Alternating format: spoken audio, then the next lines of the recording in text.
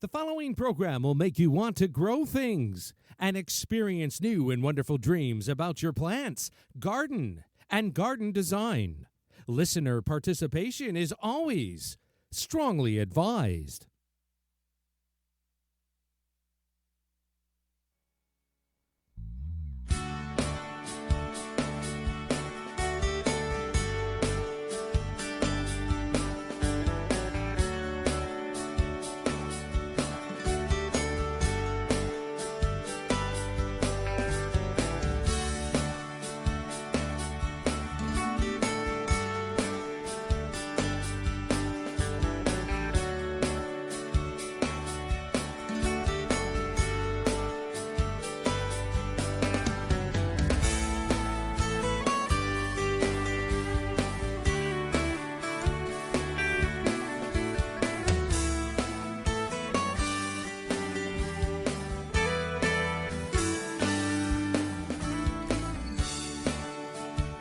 Good evening and welcome to Down the Garden Path with your hosts Joanne Shaw and Matthew Dressing, right here on Reality Radio 101. To get on board, send us an email. Our email address is instudio101@gmail.com.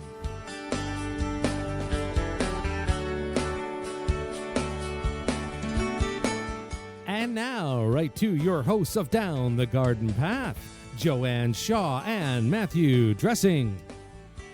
Thank you, and welcome everyone to this episode of Down the Garden Path, where we discuss down-to-earth tips and advice for your plants, gardens, and landscapes.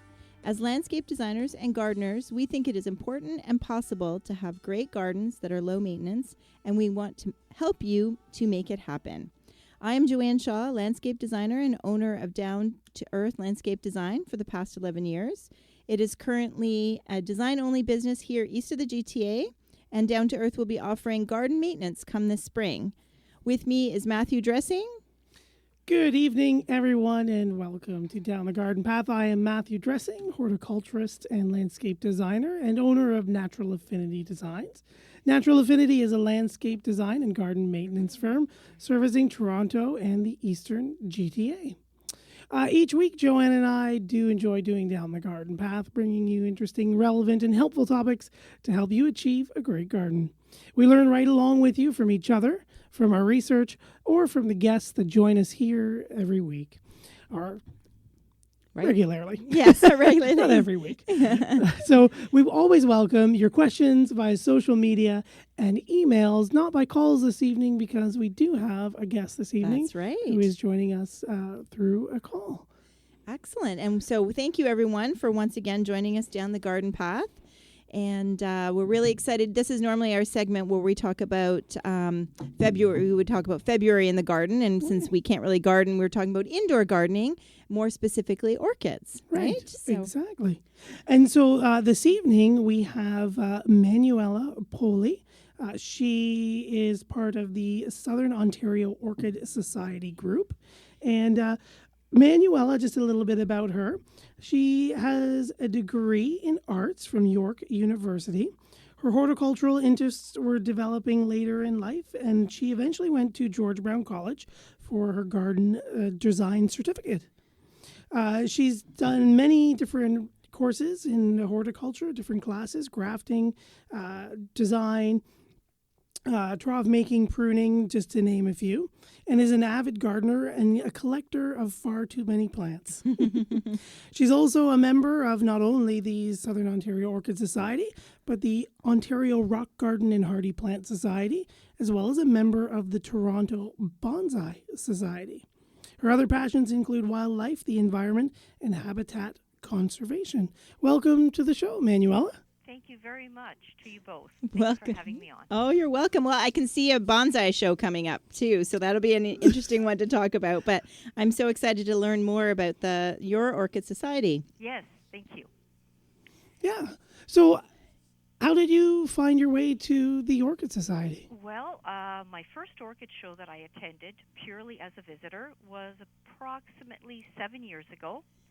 Ooh. I walked into the floral hall at the Toronto Botanical Garden, and I have to say I was absolutely mesmerized by the variety of orchids on display. At that point in time, I had not been exposed to orchids beyond the typical Phalaenopsis orchid that we see everywhere. Mm-hmm. And there are thousands upon thousands of orchids in the world, and they're found on practically every landmass on Earth that isn't covered in perpetual snow.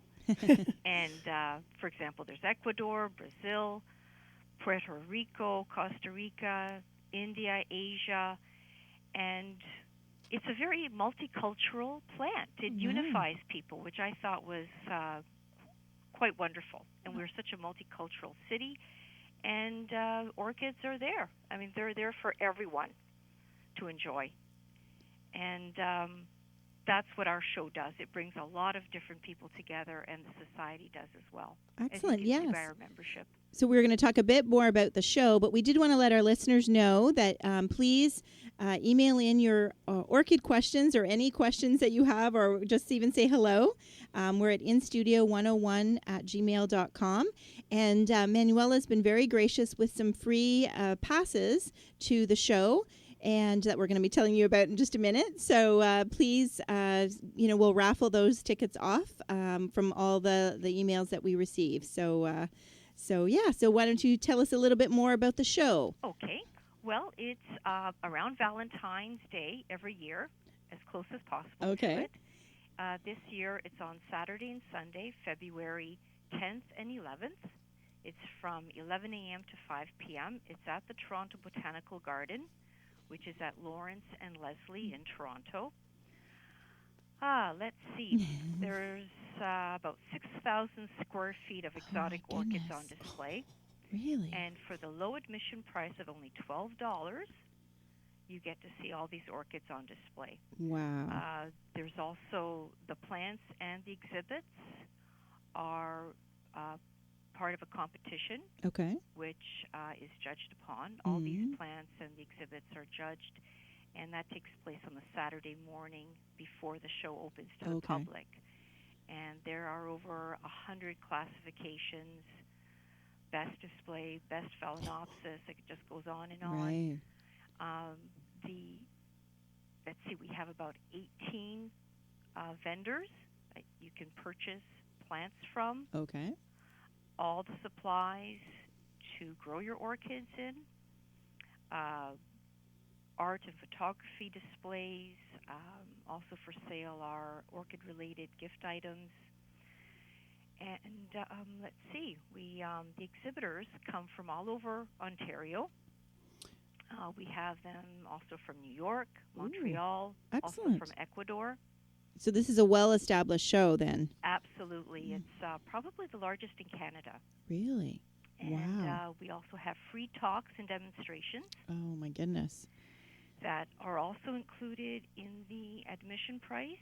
And you can learn how to grow your orchids. If you have any questions whatsoever, I guarantee you your questions will be answered. One of the topics up during one of the talks is 8 ways to make your orchids love you. Oh, that's a good one. Isn't that perfect for Valentine's Day? Absolutely. And there's 8 ways. That's great. That's hope for all of us. Oh, and I also forgot to mention, there are free guided tours. A lot of people may feel a bit overwhelmed when they walk into the room. We have guided tours that are not only available in English, but we'll have it in Farsi, Mandarin, and Cantonese. And what time if someone's coming to the show, when does the tour take place? Well, they will be posted up on the walls. They're on every hour. Oh, nice. That's great. And as soon as you walk into the entrance, people will see the posting of the guided tours. Okay. Nice. Excellent. We also have free coat and plant check. Oh, I love that plant check. Where else can you get a plant check? Right, so you can do your shopping before the good stuff is gone, and then know that you can plant coat check it with your coat. Well, that's actually what happens. Yes. You would be amazed at the onslaught of people. First thing, they're there to buy the best orchids they can get, and they're chomping at the bit. They really are. They want to get their orchids, and then they look at the show. Wow. Oh, That's there's great. also something else for the photographers out there. We have special photographer sessions at 5:30 to 7:30 p.m. on Saturday evening and 9 a.m. to 11 a.m. Sunday morning. And that's when we allow tripods within the floral hall, and there's also limited admission. So if people are interested in attending those sessions, they can just go to our website, www.soos.ca, and the information is there for the tickets for that. Excellent. That's amazing. Yeah. And S.O.O.S is S, just in case. It's S-O-O-S. Yes, I'm sorry. .ca. No, that's okay. And we just actually have a question, Suzanne. Or no, she's just in. I guess, yeah, okay. Hi, folks. Am I in? Yes, Suzanne. Or Susan, you are in, and orchids are her favorite topic. So just if you're just joining us now, don't forget, Manuela has most generously given us 3 pairs of tickets that we're going to raffle off. So write in, say hello, ask Manuela a question about an orchid, and get your name entered into a draw that we're going to draw at the end of the show to get you free passes to the Southern Ontario Orchid Society Orchid Show and Sale this February 10th and 11th at the Toronto Botanical Gardens. Excellent. And that's a great venue. It's pretty centrally located. It is. You can access it by car. There's plenty of free parking. It's wheelchair accessible, and it's also TTC accessible. Mhm. Yeah. And Nice. that's all on our website as well. If you just check our website, it'll have all the information there. Not sure what else Yeah. I could mention about the show itself. Did you have any questions in particular about the show? Well, how long has the show been going on? Well, the society was established in 1965 and soon after that.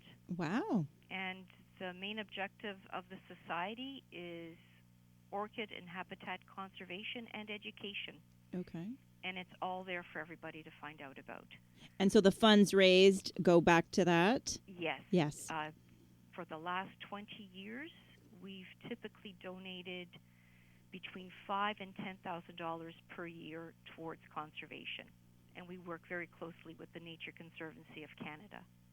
Excellent. So Excellent. awesome. So it's a great cause, too. Yes. Because we have native orchids in Canada. People probably don't even realize Mhm. that. They're terrestrial orchids. They grow in soil. But we do have orchids here, and their survival is also at risk, not just the other ones in the tropics. So I can also go on and on about the conservation we do as well. Well, and that was going to be one of our questions for sure, is you did mention that you were part of a conservation committee. Yes. So what's the goal of the committee? Well, we do organize hikes during the between spring into fall when the orchids in Canada are in bloom. We go around logging in noting where orchids are situated, whether they're doing well or not, judging by the previous years. And things are really topsy-turvy sometimes because there's so many factors that are affecting our orchids, mainly, let's say, poaching. Really? Poaching? I was going to say, so it's, yeah. Oh, yes. You have overzealous gardeners, orchid collecting poachers. They basically want to take them out of the ground and bring them into their garden, and you're basically killing the plant when you do that. It has to do with a fungus that's found in the soil, and when you tear it out of the ground, that fungus is no longer there, and the orchid requires it to gain nutrient from the soil. Okay. And destruction of habitat is Mhm. another one that is affecting our orchids, and climate change, which is huge right now. Yeah. Naturalists have always considered orchids to be the canaries in the coal mine. Mm-hmm. Hmm. Really? That's so impressive. Yeah. And we have just another, Jazz is writing in again. Hello again, Jazz. She's going to be entered into the draw. She says she loves the show. It always gives It always gives us a black thumb, people who are terrible with gardening, great and practicable advice. Oh, you'll definitely get a lot of advice. I would love to answer any questions you have. What kind of orchids people are most likely to see. I think what people are most familiar with are the Phalaenopsis moth orchid, which you see everywhere. Yes. And the reason you see it everywhere is because it's the easiest orchid to grow. Okay. There's also cattleyas, I think people are very familiar with, cymbidiums, which you often see in wedding bouquets. Okay. And cattleyas, cymbidiums, and Phalaenopsis, they've all been hybridized now into mini orchids, and that really allows a lot of people with little space, especially condo dwellers, to be able to grow orchids. I didn't realize that was with hybridization. I thought they just came mini. Well, a lot of them don't. Like Really? You'll have cymbidiums that the standard cymbidium is just a huge plant, and a lot of people are just not able to grow such a large plant. You require a lot of space for something like that. Yeah. So when you... Oh, sorry, go ahead. No, I was just going to say another orchid that people are very familiar with is Paphiopedilums, which is the lady slipper orchid. Yes. Oh, yes. That everybody finds so intriguing. They're beautiful. Yes, definitely. So had you already always loved orchids, and that's just kind of the show and being at the show and finding out of the organization just kind of drew you in, or were you new to? Well, I'd only known about Phalaenopsis, your typical moth orchid, and it was, I've grown roses and clematis and cacti and succulents, but orchids were a mystery to me. And I've killed a lot of them. But one of my friends says that if you haven't killed any, then you aren't trying hard enough. Yes, yes. That's like it for most plants, right? Yes, absolutely. Absolutely. And then you decided to get involved in the society. I did, and I started by helping out in publicity, and I've now taken it on all myself. Oh, wow. Excellent. And how big would the group be? The Orchid Society? Hundreds of members. Wow. So it shows you then that's a lot of people that helps to put something this size together then as well. It's all volunteer-based. Wow. That's impressive. There are a lot of people that put a lot of hard work into it. And what's amazing is the background of so many of these people. We have people from all walks of life. We have professors of biology, botany. We have accountants. We have music teachers. We have writers. It's incredible.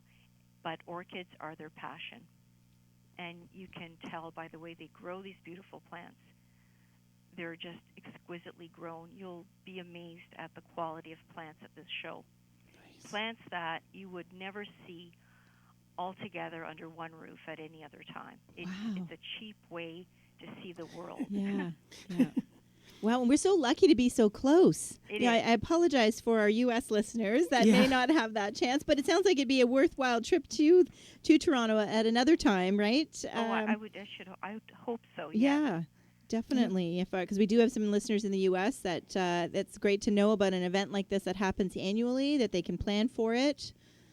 Well, we will have the Genesee Valley Orchid Society at the show, so that's really wonderful. We will have our American friends up here. Excellent. Nice. Excellent. So just if you guys are just joining us now, don't forget to write in. We do just say hello or ask a question. We're going to go to a question from Spring in just a minute. Everybody who writes in will have their email address or their name dropped into a draw that we will draw at the end of the show for 3 free pairs of passes that Manuela has donated to the show. So don't forget to write in. And Spring writes in 2 questions for Manuela. The first one, how long do orchids live? And then the second one, I guess a follow-up. Do you know what is the age of the oldest living orchid? Oh, that, I'm sorry, I do not have the answer to that question. But I assure you, there is someone at our society at the show that you will get that question answered. As far as the first question was, how long do orchids live? I've had members tell us that they've had orchids for years. Some of the orchids will take 7 years to bloom. For example, your Paphiopedilum, your lady slipper orchid, it will typically take 7 years to bloom. So it's a lesson in patience. So if you're starting from a very small little orchid, you have a long wait in some cases. And that's why a lot of people will get the Phalaenopsis. It's quick gratification. Yeah, instant gratification, yes. Yes, it really is. But I've seen my fellow members bring in orchids they've had for well over 10 years, if not longer. Excellent. And what about other species besides the Phalaenopsis, like the lady slipper? If someone has them and they're out of bloom, do they have to wait a long time before they rebloom? Or is it easy to get them to rebloom? The Paphiopedilums are typically once-a-year bloomer. The Phalaenopsis, I should say that the Paphiopedilum, though it blooms only once a year, the bloom will last for weeks, depending on the species, on the hybrid. There are some that will be in bloom for 2 months. Nice. If taken care of properly. Right. The Phalaenopsis, I swear people have told me they've had it blooming for months, if not 4 months. They'll have one spike starting, and perhaps it'll have 2-3 spikes, so you'll have a constant bloom from one plant. That's so beautiful. Yeah. And it all depends on how much you fertilize your plants as well. Right. Yes, we should definitely talk about some tips that you might have for us. Yeah, most so certainly. Definitely. So do you have? So I think the Phalaenopsis. See, I'm going to be butcher the botanical name. So you go ahead, Matthew. Phalaenopsis. Thank you. Is the most common. So did you want to give us some tips? We'll start there. Sure. Manuela, give us some tips. So maybe some quick do's and don'ts about those, and then we'll move into some more of the unique varieties. Okay. Well, the important thing with orchids, Phalaenopsis, is that you're trying to replicate the environment they came from. As soon as you bring them into our homes, which are typically very dry because of our heating, central heating, they suffer right there. So you want to give them some humidity. You can mist them if you like. They normally require watering every 4 to 10 days. They like air circulation, not just the air above where their heads are, but also their roots need circulation. And that also the orchid medium that you choose comes into play there. A lot of times when we get these Phalaenopsis from, say, the big box stores, yes, the soil that they're grown in, the medium, tends to have some actual soil in it. Because they're trying to keep the plant as moist as possible, depending on how long it's going to be in the store. So you may want to repot that after you've had it. That's a great tip. Repot it, get it to bloom again. A lot of times people will wonder, why is my plant not reblooming?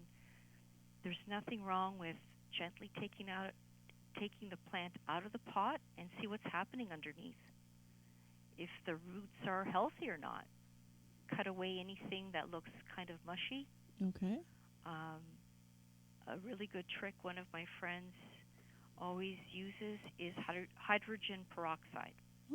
Something as common as that. Right. And you just douse the roots with that, and it kills any fungus that might be on the roots. Yeah. Now, do you think that's a good precaution? Because depending on where, there are so many that you can get from the big box stores, like you said, IKEA, Costco, that type of stores.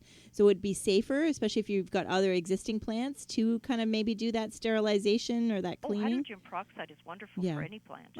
Absolutely. And for any bugs, neem oil is great, or an insecticidal soap.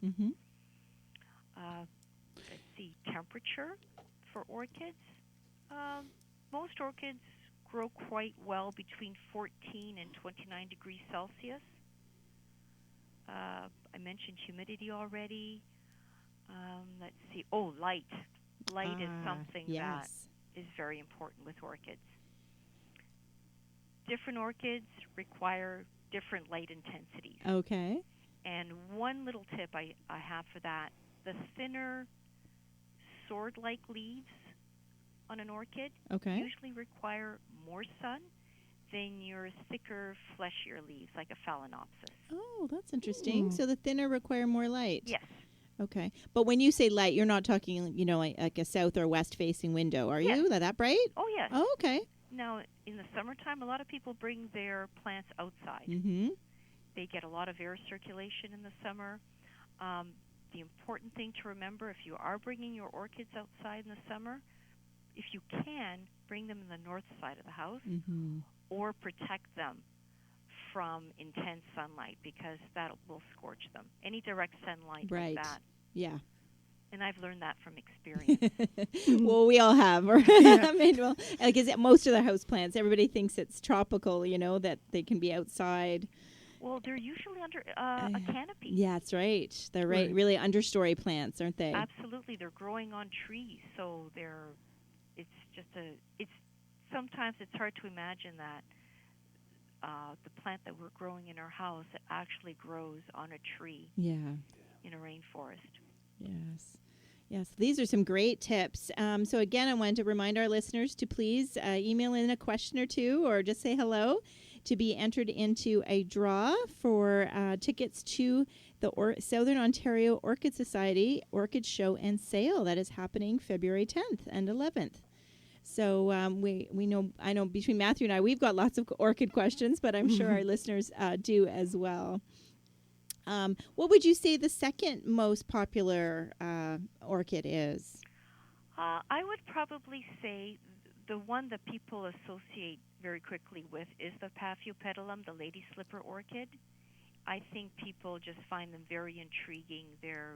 That beautiful sac they have underneath is like a big cup, and they come in some amazing colors, are almost black, purple black. They're hairy. Oh, really? They're intriguing. I think they're just very intriguing plants. They're mysterious almost, and that reminds me of something my husband always reminds me of. That when you'll watch a British murder mystery, he said a lot of times the murderer is an orchid fancier. Oh, that's funny. Now, that's not a suggestion that we are. Yes. But we are very intriguing people. That's right. We're very complicated. Yeah, and I think the people love it but are intimidated by it. As much as the lady slipper is beauty and everybody recognizes it, I think there's, even myself included, very intimidating. So what are some secrets to success when you're dealing with the lady slipper? Well, I find that the lady slipper, they really do need the soil, the bark, the orchid medium to dry before you rewater it. Okay. You don't want them to be constantly wet. Orchids do not like to have wet feet. That's one thing we should always remember. Okay. There is actually one tip I forgot to mention, is how I grow my orchids in front of my window. This might be helpful for some people. Yeah. It's a 6-inch deep storage tray, 12 inches by 30 inches. So you'll find these typically on sale. Okay. Storage bins. Just discard the lid. And then you get a shelving unit cut to fit the inside of the tray. Your orchids sit on top of the tray. Okay. You water the orchids right into the tray, so you don't have to bring your orchids over to the sink. That's one thing. And the tray captures all your water underneath, and as it evaporates, it creates humidity for the plant. Oh, excellent. That's a great tip. Yeah, that is a really good tip. And it keeps it tidy as well. Yeah, definitely. Okay, I think I can picture that. Excellent. Well, that is a great tip, because that is one thing, because they don't want wet feet. Carrying them means you have to go and put them in the sink and. Well, that's it. It's just something to make it a little bit easier when you're growing your orchids, and a little bit faster. I would say, in the watering area of it. Yeah. For sure. Yeah. And succeeds with you're curing two things by adding the humidity too, right? That's right. Yeah. I think people feel more successful. It's lower maintenance. They enjoy that. I think just the beginner will get a little bit more engaged that way, for sure. Yeah, I But think so. definitely, if people want to get into orchids, the Phalaenopsis is definitely the orchid to start with. Okay. Just to get your feet wet, so to speak, Okay. and gain some confidence. Excellent. We do have a listener. Bryce has written in saying that he's new to all of this. And so there you go. You've heard it right there that the Phalaenopsis is the best place to start. He's wondering if they're expensive. No, they can be, but they don't have to be. Okay. You can get a Phalaenopsis for as little as $10. Mm-hmm. $10, $12, you'll get a mini Phalaenopsis. 15, you'll get something larger. If you're getting into orchids that are, let's say, rarer, Mm-hmm. more in demand by orchid fanciers, some people have spent hundreds of dollars on orchids. Wow. But these people are just absolutely insane. They know what they're doing. And how about the orchids at the show? Oh, again, you can find orchids for under $20. Nice. Excellent. You can find orchids that are much more expensive, but say $50. Right. We have one vendor that is coming up from Ecuador, and he has such a selection of orchids. It's incredible. Hundreds of orchids for sale. I am always amazed at the selection that we have at our show and the knowledge from these people. It's incredible. When you purchase an orchid from someone, they will be able to tell you exactly how to grow it. Okay. Nice. That's perfect, Answer right? all of your questions right there. Mm-hmm. Oh, yes. Yeah. You won't leave not knowing what to do with What that to do. plant. Excellent, excellent. I hope that answers your questions, Bryce. I mean, they can be difficult to. They're asking if they are hard to care for, but I think as long as you're meeting those basic requirements, Yes. you know, it's a pretty straightforward plant, really. Yeah. I always try to think of where this plant came from in nature, Okay. and then try and replicate it. Whether it be how often it gets rain in that environment, so it needs to be watered more frequently than other plants. Drainage, you want the water to flush out because these plants are growing on trees, so the water isn't held Right. in place. It's just a constant exposure to water. Fertilizing. I think I might have mentioned fertilizing before. Yes, but why Okay. don't we review that? Yes, for both the Phalaenopsis and the lady slipper. Mm. Weekly is my motto. Okay. Fertilizers usually will have a concentration. We always recommend, excuse me, 1/4 the strength of what's recommended. Oh, okay. Less is more. You don't want to scorch the roots with too much fertilizer. And that's probably why a lot of people's orchids don't rebloom. They're not fertilizing them enough.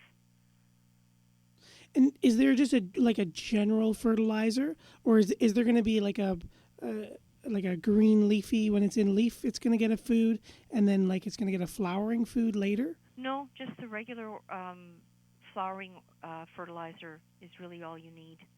Okay, so just even just something for you'd use in a garden plant. Yes, Oh, okay. okay. So it's just something with a high middle number? that's correct. Oh, Thank okay. you. No problem. Oh, nice. That's good to know because there's not a specific orchid. Well, some people will say they are, but Yeah. you talk to a lot of orchid growers, and they'll just look at you and say, just a good fertilizer is fine. Excellent. Nice. So most That's people good. probably already have something to That's get their right. their right. orchids going. Good. And that helps with the cost too, because I think that's where it's discouraging if you have to, have a special bark and you have to, which we know Yeah. you need, but then you also have special fertilizer, it adds up. So, It does. So that is a good way for it to be economical. Yeah. But I assure you that the products you will find at this show, the bark and everything, they're very well priced. What you typically find in stores is not the best. Ah. I don't want to mention any places. Yes, But- no, we often do that. We have that dilemma too, Yeah. Manuela. So, but yeah, I mean, I think a lot of time they have it stored so it can sit on the shelf or sit out there for a long time, right? And that's not necessarily the best. No, it's not. Yes. You will, and also the smaller the orchid, they usually take a finer orchid medium. Okay. For example, would you like me to mention some of the components in the potting medium? Sure, absolutely. What you recommend? Yes. Well, some of the elements are fir bark, coconut husk, sphagnum moss, and people will also put in some perlite. Also, if you do use coconut husk, always remember to rinse your bark really well. It does have salt in it, and you want to get rid of the salt in the coconut husk. Oh, okay. That's a good thing. Yeah. But coconut husk does tend to hold on to moisture longer, and that's why some people like to use it. Okay. Okay. Excellent. And we have Denise has written in, so she has entered. She's an interesting show, no questions, but she just wanted to be part of the contest. So welcome, Denise. Thank you. Oh, I'm glad to see there's a lot of interest for the show. Absolutely, absolutely. For sure. And, we've been talking about another show, and it's Manuela. She's part of the Southern Ontario Orchid Society, and they're having their annual orchid show and sale at the Toronto Botanical Gardens this February 10th and 11th.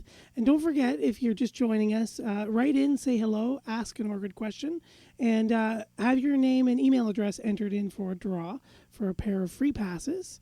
We're going to draw at the end of the show. And just talking about medium, Yes. I do have a question. I've also seen charcoal. Yes. And so a lot of people, what is the charcoal for? I think they're... A lot of people use it to purify. It Okay. It cleans the whole system out. We often have charcoal in our water filters, Right. Mhm. and it's the same purpose in the orchid medium. Okay. So it takes out the things, it purifies the water, Yes. anything that's leaching out of the bark or something like that. Definitely. And the other thing I just remembered, another good way of knowing if your medium is getting old Ooh, okay. is if you go and water your orchids and you notice that the potting medium is still wet, it's probably breaking down and not allowing air to circulate. Probably a good time to repot. Okay.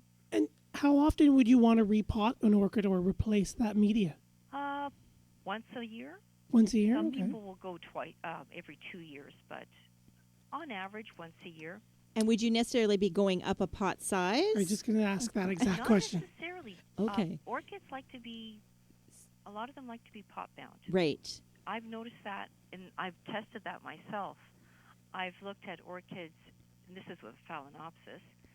I've looked at the ones that are in a small pot versus a large one. Mm-hmm. The ones in the smaller pot have grown so much faster, Wow. and they seem happier. Okay. Well, and that makes sense too, as you were saying, because a lot of them grow in trees, right? And they probably don't have large spaces to... No, Yeah, it's not like they're wrapping themselves around a tree or anything, Right, right? Like or they're there's this still, yeah. big hole in the limb or something. Yeah. Yeah. Cool. Just another... Yeah, competition's getting stiff. It is. Manuela. John writes in, hello, everyone. What a magnificent show. Please enter me in the ticket draw. And you are in there, John. So plenty of time for questions still. We've got Yeah. another good 10, 15 minutes. Don't forget to write in to get your chance to win free tickets to the Southern Ontario Orchid Society Orchid Show and Sale. And pick Manuela's brain. She's got beautiful lots of orchid knowledge tonight to share with us. So I have a question. Oh, go ahead. You can see at the orchid show. Our conservation committee will have quite a large display with a map and showing where all the different orchids are found. Like native orchids Native to those orchids areas? in Ontario. Excellent. And That's awesome. the most popular one I think that people will recognize is the showy lady slipper. It's a beautiful pink orchid that can reach 3 meters in height. Wow. Wow. Absolutely gorgeous. Now, will those be for sale at the show? No. No. We do not have any native orchids Okay. for sale. Right. So that's because you're conserving them, right? And they belong in nature, kind of like trilliums. They belong in nature. That's right. But we definitely will have a lot of information available. People from the Conservation Committee will be there to answer any questions. Excellent, excellent. I did want to ask one clarification. This is for all the beginners out there who, like me, who are listening. So in the watering, you did mention 4 to 10 days, but then when you said fertilizing, you said weekly. So should you be watering, like fertilizing every time you water? Yes, you can fertilize every time you water. What is also advisable when you fertilize that frequently, about once every 2 months, just give the orchids a good flushing out with regular water, which of course should be at room temperature. Okay. I should bring this up. No ice cubes. I was going to ask. I know, me too. I forgot to mention that before. I will have my hand slapped. That's right. Because that's our biggest, probably the biggest garden myth. 100%. Orchids do not like ice cubes. It's like us putting our feet in a bath of ice water. Yeah. I've been guilty. I've done it. Oh, I think so many people have. Yeah. It's convenient. Yes. And you know how much you're putting in. Yes. And you can walk away. Yes. Well, it's always helped me know that I'm not overwatering, because I do know that they don't want to be too wet. So I felt like that was a way where I could control myself, right? But I do get the cold. It doesn't really make sense. Yeah, let's put ice on a tropical plant. Yeah. No, it doesn't make sense at all. I would never do that. I don't think I ever have, really. Thank God. I did it for the both of us, Manuela. So, we do have Oscar has written in a question. He's asked, does it matter what the climate is to grow orchids? In our homes? I'm assuming, and it says, are they always grown indoors in cooler climates? Thank you. Well, as I said before, on average, it depends on the orchid. For example, some orchids like the Masdevallia requires a lot of humidity but cool temperatures. The Cymbidiums also like it very cool. Oh, okay. Cotylogenes, cool again. And most people's homes aren't that cool. So I think what you will find is that you will learn very quickly what orchids you do well with. I see. And I think it's like everything else. I'm so guilty of this. I've bought so many different types of orchids because I'm like a kid in a candy shop. And then I realize I can't grow all these orchids. Right. You tend to specialize in certain orchids, as you do in the garden with certain flowers or plants or trees. Everybody is better at something than other plants. And orchids are like that as well. Yeah. If your house tends to be warmer, then your cooler growing orchids won't do as well. They won't be happy. And if it's not a happy orchid, it won't flower for you. Okay. That's good. So Does that answer the question? Yeah, I think so. I think so. I mean, we did say mention that there are some outdoor orchids that are native to Ontario and native, I'm sure, to other areas. We're not sure throughout Canada. Yeah, throughout Canada. I'm not sure where Oscar's writing in from. Well, native orchids, typically, if you're trying to find native orchids, look for a cooler area, very moist, not dry ground. In the summer, black flies, mosquitoes, that kind of environment, you'll find your orchids. Very nice. Yes, with the black flies and the mosquitoes. Oh, no. Now, I think I made a mistake before. I'm going back and forth with imperial and metric. I think I might have said 3 meters. It's 3 feet, 1 meter for the lady slipper. Oh, okay. The native pink one you were mentioning. Yes. Yeah. Very nice. I'm sorry if I confused anyone. No, that's fine. That's fine. Do you have, what's your favorite one that you own? Just gonna ask, what's your favorite orchid? Orchids? Oh, I have a few Paphiopedilums that I bought quite small. 2 are a bit, 3 are on the small side. Some are larger, and they haven't flowered yet. And I'm waiting, and they do take 7 years to grow. I do have an Oncidium that is called Sherry Baby. Oh, that's my favorite one. And it smells like chocolate. Oh. The blooms smell like chocolate. It's amazing. If that isn't a perfect Valentine's Day gift without the calories, I don't know what is. Yeah, that's another reason to have the show so close to Valentine's Day. So this is a great event to bring your loved one to, or to shop and find a gift for them, right? It is, and you'll find so many gifts available: silk scarves, china, photos, cards, all orchid related. Trying to think of what else we have there. Yeah, I mean, I think it sounds like a huge variety of vendors, so that is great. Yes, we do. And I love the orchid. So question and answer table with the orchid doctor. Yes, and we have that also at all our meetings. Oh. The society meets 11 months out of the year. Okay. And at every meeting, we have our orchid doctor there. You can bring in your plants, not at our show, though. At our monthly meetings, you can bring your plants in to the orchid doctor, and they can diagnose your problems. Oh, Nice. that's a reason to join right there. Yes. Yeah. And where do you regularly meet? We meet at the Toronto Botanical Garden as well. Excellent. Okay. Typically the first Sunday of every month. We have raffle table with all kinds of orchid-related items, plants and otherwise. We have a show table. People bring in their orchids every month to have them judged. They're on show for everyone to see. You can find out how people grow their orchids.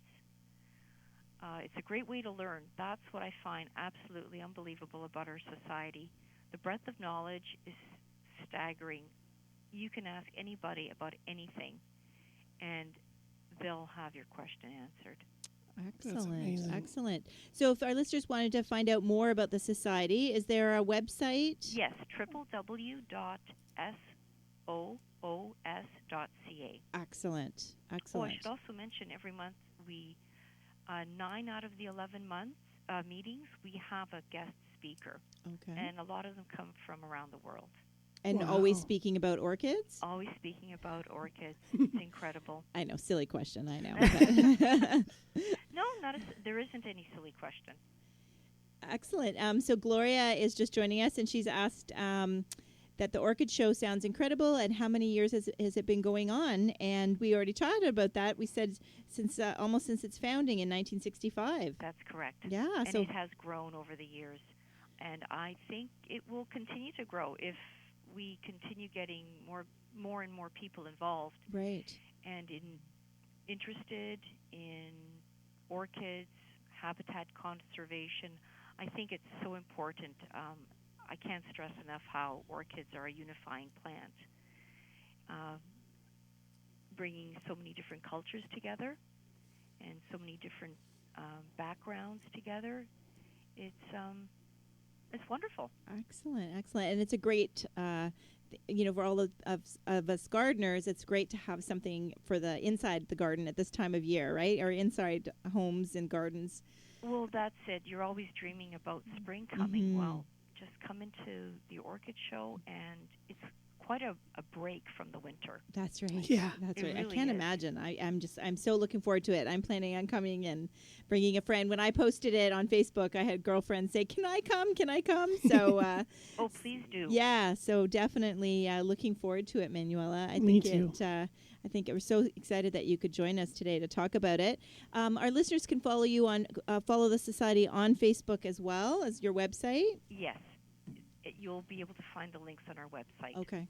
to Facebook and to Twitter. Excellent. Yeah. Beautiful. So that's great. And of course, we want to mention that S.O.O.S is a not-for-profit organization with proceeds supporting conservation. Yes, absolutely. Any other questions I can answer about the show or about the society? I'd be more than happy to. Excellent. I'm just trying to think, do we have any other plant questions for you? Or does anybody else have any last-minute plant questions or hellos or questions for Manuela? Don't forget, we do have a few minutes left to get into the draw for a chance at a pair of tickets to the upcoming Orchid Show this February 10th and 11th at the Toronto Botanical Gardens. How about I'd like a little design question? I was just going to say, I'm just actually. reading your mind today. You were. So inside our home, would you, like, I'm thinking of a north window or other design tips, how people could design their inside with orchids. North window is probably the one window that's not great for orchids, but a lot of people do use grow lights. Ah, okay. If you're serious about growing a lot of them, I wouldn't say to get grow lights for just one plant, but I do have friends that will put their orchids in the north-facing window, and they still manage to get them growing. It's hard to say, no, that doesn't work when someone will say, well, it's growing in my house, so give it a try. Oh, okay. There's orchids are just, especially the ones that we see everywhere, the Phalaenopsis, they make a wonderful addition. They're also wonderful in the bathroom because of the humidity. Mm. They love bathrooms. Let's see, where else? Your kitchen. There's humidity in the kitchen with your stove, your water boiling. Oh, okay. I'm just thinking of different places people could keep them where there's humidity or... Now, what about those decorative, terrariums, like with the large, like the large vase with the lid? Oh, like a cloche? Yes. Mm-hmm. Well, those are perfect. I should have mentioned a terrarium. Some people have aquariums that they no longer use. Oh. Turn it into a terrarium. It keeps the humidity in, and you can also keep your cats out. Ooh. By putting some kind of mesh on top. Cats seem to like to grab onto a lot of things, I've noticed. But yes, unused aquariums can make wonderful terrariums. Wow, that's a great idea. And definitely a wonderful way of keeping the humidity in for the orchid to grow. And I think that would make such a nice, talk about designing for it. That'd make such a nice centerpiece. Mm-hmm. Absolutely, especially the more decorative cloche that you see around. You'll also find them at our orchid show. Those vases that are Ooh, quite in style more right shopping. now. Excellent, Yes. excellent. Well, we're excited, Manuela. So while you were telling us about that, we had our little bucket here with all our, Gary's given us all our names. So we have our 3 lucky winners who we will contact, but we should tell everybody who they are. If you're still listening, I hope so. Drum roll, please. Yeah, really. The first winner of a pair of tickets to the Orchid Show is Bryce Hackman. Congratulations, Bryce, for winning a pair of tickets.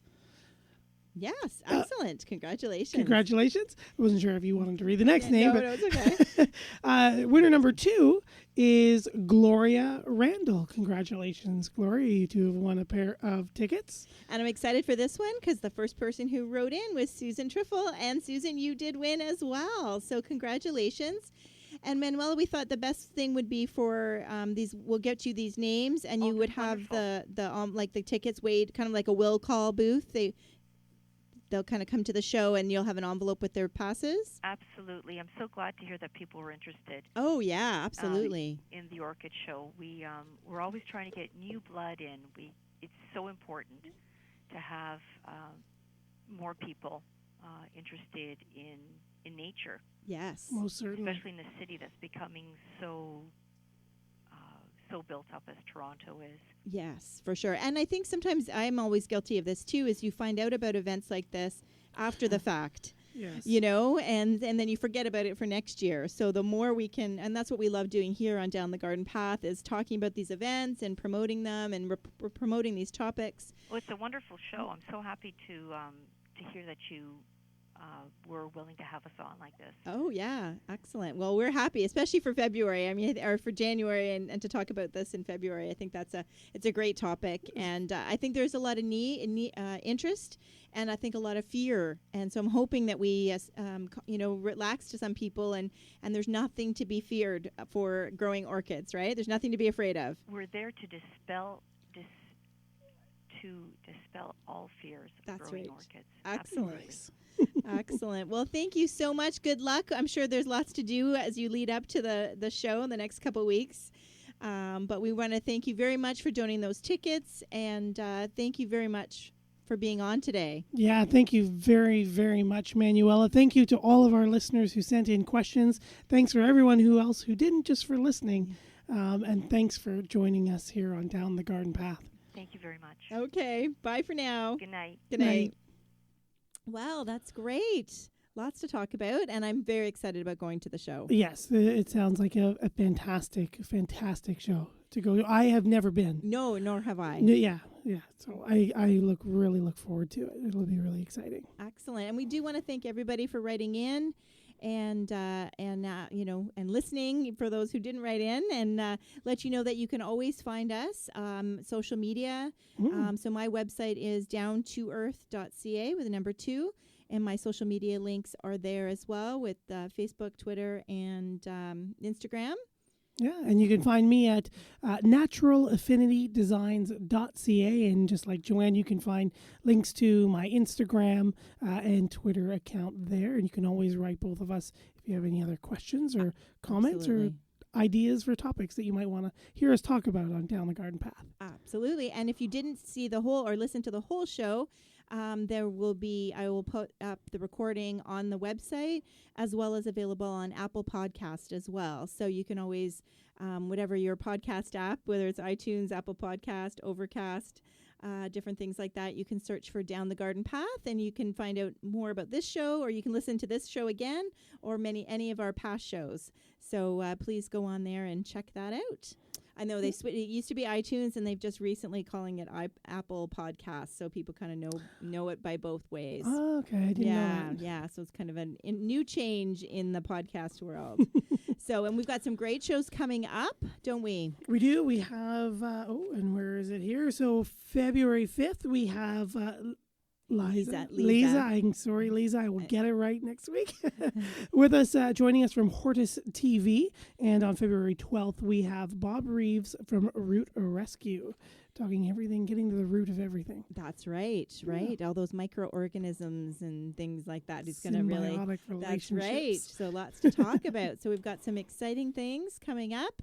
And once again, we just want to thank everybody for listening, and hopefully our winners will be excited about winning, and we'll get that information to Manuela. Thank you again. Thank you, everyone, and we will see you next week here Down the Garden Path. Joanne Shaw and myself, Matthew Dressing, on Reality Radio 101.